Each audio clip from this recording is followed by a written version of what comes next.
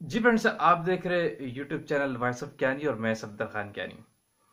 आज फ्रेंड बड़ा इंपॉर्टेंट सवाल एक सामने आया था कि भाई अगर एचपीएलसी एनालिसिस में एयर ट्रैप हो जाती है, मीन्स अगर आपके एचपीएलसी एनालिसिस में एयर है और आप अपनी एनालिसिस कर रहे हैं तो किस तरह का इफेक्ट आएगा हमारी एनालिसिस पे।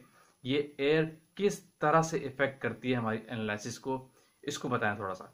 तो आज की वीडियो का हमारा फोकस यही है, एचपीएलसी ट्रबल शूटिंग में एयर डिस्कस करते हैं। अगर सिस्टम में एयर हो तो किस तरह का प्रॉब्लम आप फेस करते हैं। देखें, एचपीएलसी एनालिसिस में अगर आपके सिस्टम में एयर आ गई है, एयर ट्रैप हुई हुई है, यानी सिस्टम में एयर मूव कर रही है और आप अपनी एनालिसिस कंटिन्यू किए जा रहे हैं, तो इसके बहुत सारे इफेक्ट आपके एनालिसिस में आते हैं। मैं 2 से 3 इफेक्ट आपको बताता हूँ जो वेरी मेजर इफेक्ट्स है, जिनका बड़ा मेजर इम्पैक्ट होता है आपके एनालिसिस में। मैं वो डिस्कस करता हूँ। नंबर 1, आपकी जो पीक है, पीक का जो रिटेंशन टाइम होता है। अगर सिस्टम में एयर है तो रिटेंशन टाइम आपका आउट हो जाएगा। रिटेंशन टाइम आउट होने की लिमिट है पर्टिकुलर। बहुत ज़्यादा अगर आउट हो जाए तो एक्सेप्टेबल नहीं है, क्योंकि वो आपके प्री कैलिब्रेशन एरिया में फिर नहीं आएगा। फिर आपको क्रोमोटोग्राम दोबारा से इंटीग्रेट करना पड़ता है, प्री कैलिब्रेशन करनी पड़ती है, जो कि ठीक नहीं है।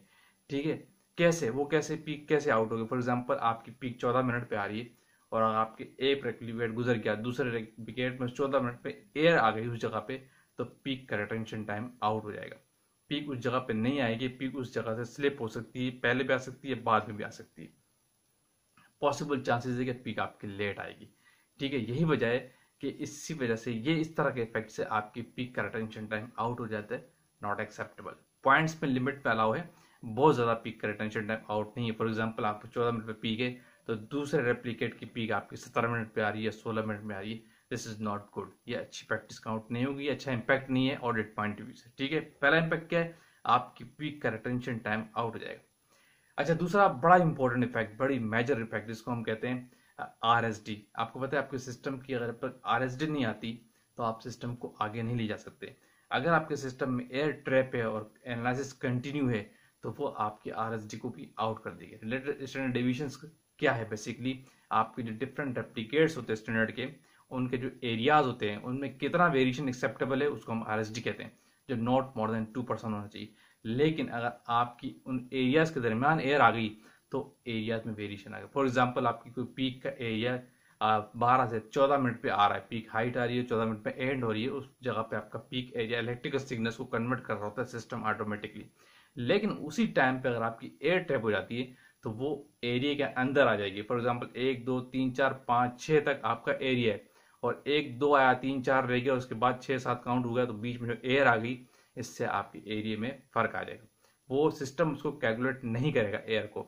इसी तरह आपके सिस्टम की जो आरएसडी का जो एरिया है वो आउट हो जाएगा। एक रेप्लिकेट का एरिया कुछ होगा और तीसरे चौथे रेप्लिकेट का एरिया कुछ और सकता है। इससे होगा क्या, जब आप आरएसडी कैलकुलेट कर रहे होंगे 5 रेप्लिकेट के दरम्यान, तो वो फेल हो जाएगी।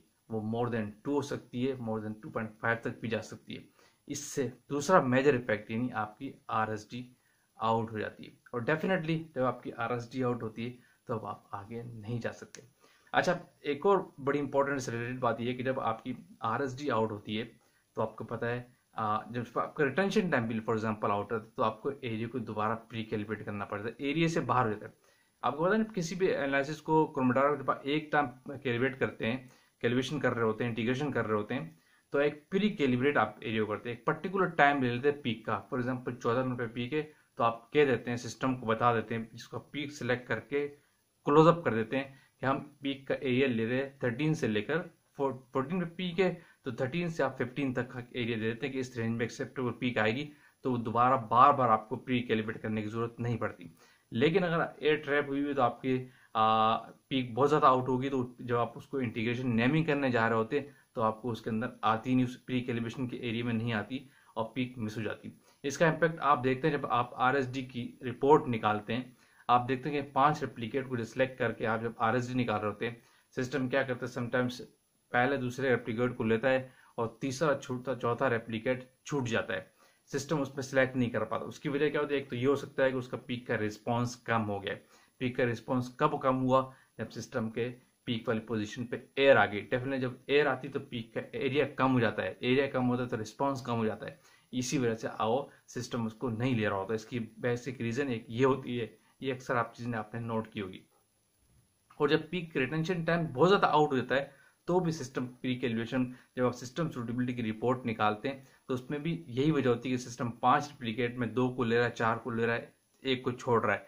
ये वजह है या तो पीक की पोजीशन आउट है या तो पीक का एरिया कम है।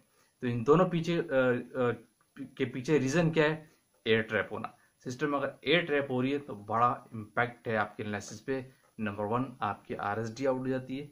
अब नंबर बल्कि मेन फोकस ये है कि आपकी RSD आउट हो जाएगी, एरियाज कम हो जाएंगे। नंबर 2 आपका रिटेंशन टाइम आउट हो जाता है, जो भी आपकी RSD को इनडायरेक्टली इफेक्ट करता है और आपकी रिटेंशन टाइम आउट हो जाता है, आपको प्री कैलिब्रेशन बार बार करनी पड़ती है।